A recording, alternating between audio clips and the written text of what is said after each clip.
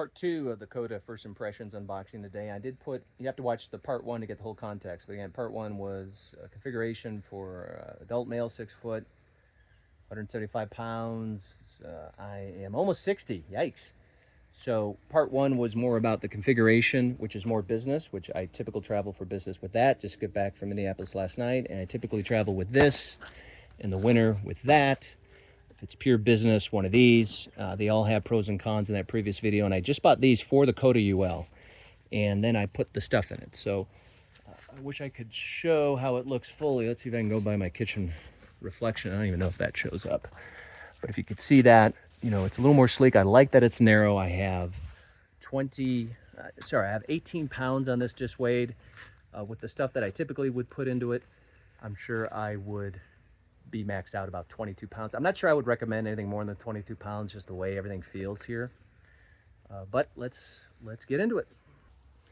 All right, the Yeti fits surgically into that side pocket, which is really good.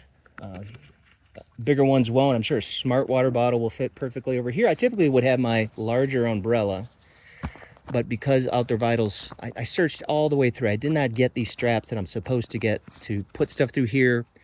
Again, if I had an outdoor configuration, I'd probably put my chair, something longer, hiking poles would go there. Maybe I put my chair on a similar straps down here.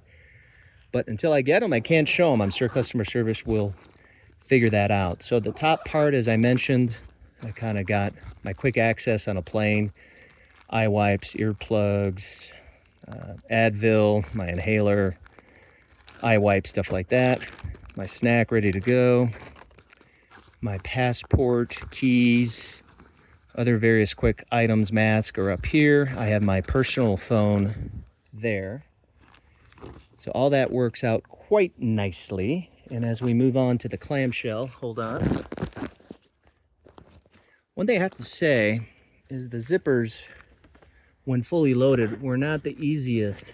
Maybe it's just the first time to go. You'll notice the load on that. All right, so I got these packing cubes. These are kind of dirty from last night, but this is my configuration. More toiletries in here, other quick items, you know, a couple business shirts and pants, and I got 4 shirts in there.